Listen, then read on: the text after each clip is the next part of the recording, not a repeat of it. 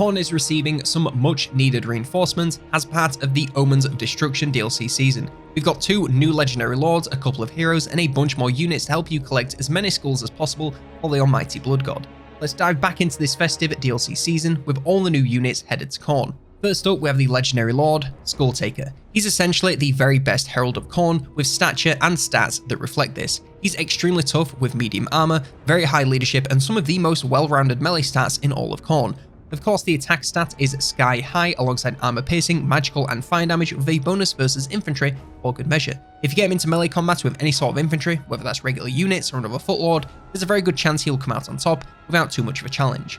Add on the classic bloodlet traits of only becoming more powerful the more kills he gets, and he starts out strong and somehow just keeps getting better. I mean, his attack stat literally cannot be reduced by anything, so no matter what comes his way, he'll keep ripping and tearing in equal measure. His only weak points are the lack of shield and low armor, meaning he's quite easily taken out with ranged focus, but with his smaller size he can hide in melee fairly easily, so it's not too much of a worry once he enters combat. For his mounting options, he has Cultiran. This is his elite juggernaut and massively boosts his stats across the board, including doubling his armor, adding even more melee stats and damage, and a huge bumped charge bonus. He can still be used in regular sustained melee combat or can switch over to a charging role depending on what you need. No matter what, he'll still be a terror on the battlefield, albeit a slightly larger target for ranged, so just keep an eye out.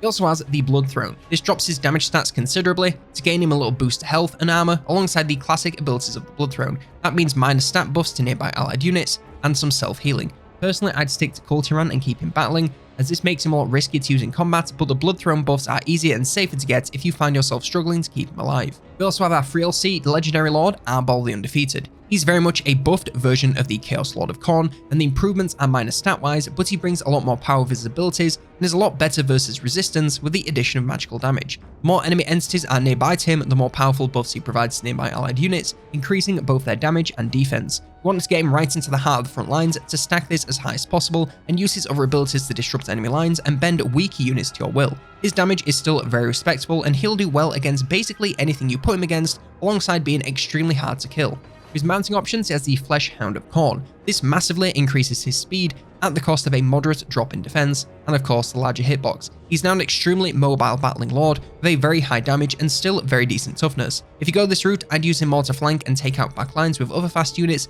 rather than sticking to the front lines, as the increased size and drop in defense does make him a lot easier to pin down and take out with melee or ranged. Still a great pickup if you want to change your playstyle.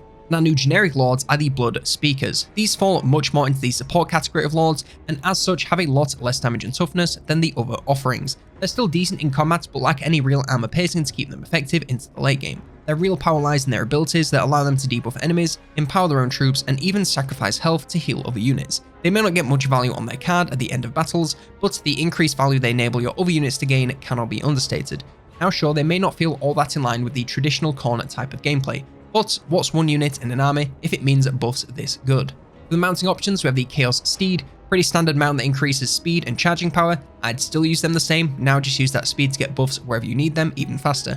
And the Chaos War Shrine. This drops speed alongside most other stats to gain a ton of HP and some powerful abilities for allied units. In my opinion, this is the best option for them, as it simply makes them even better at what they're already good at. They already want to mostly avoid combat, so you might as well go all in and make them into mobile buffing powerhouses. Just be careful of the increased size, as they're now very easy to focus down with ranged or surround in melee. Coming now to the heroes and both of these legendaries, first up we have Scar Bloodwrath. He's an extremely powerful melee fighter with excellent stats across the board. We're talking high armor, strong melee stats, and excellent armor piercing, magical, and armor sundering damage with a bonus versus infantry. Get him into the front lines versus basically anything, be it regular infantry or enemy footlords and heroes, and he will very likely clear house in no time. Add on his powerful auras to massively increase the power of nearby allied units and reduce the leadership and vigor of enemies, and he will do exceptional work no matter where he is, as long as he keeps fighting. We also have Scylla and Fingrim. Yet another devastating fighter, this time a slightly more monstrous form. This is pretty much a heroic chaos spawn with the same unbreakable leadership and blatant disregard for self-preservation.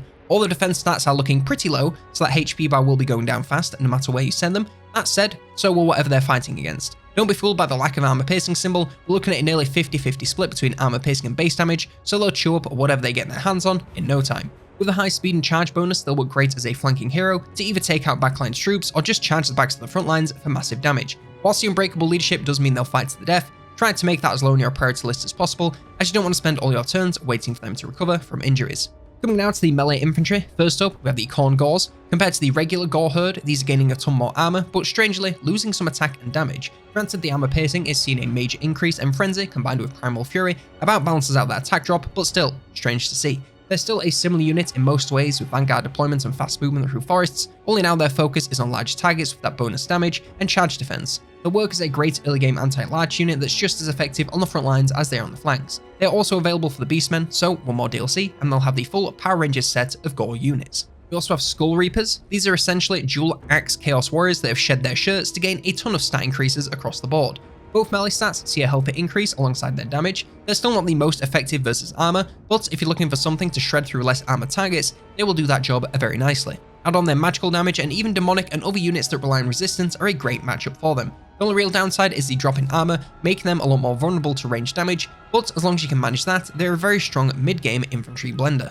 We also have Wrathmongers. Similar to Skull Reapers, these are quite similar to Chosen in the sense that they're still mortals who've dropped a bunch of armor to increase their power elsewhere. Their defense sees a slight drop from dual axes, but their attack has a huge increase alongside their speed, and of course that massive chunk of armor piercing damage. Their flails give them some great area damage and make the front lines of combat into a real danger zone for basically anything that comes their way. Of course, they're weaker to armor piercing ranged focus, but aside from that, they can take on almost anything and at the very least deal a massive amount of damage whilst they're there.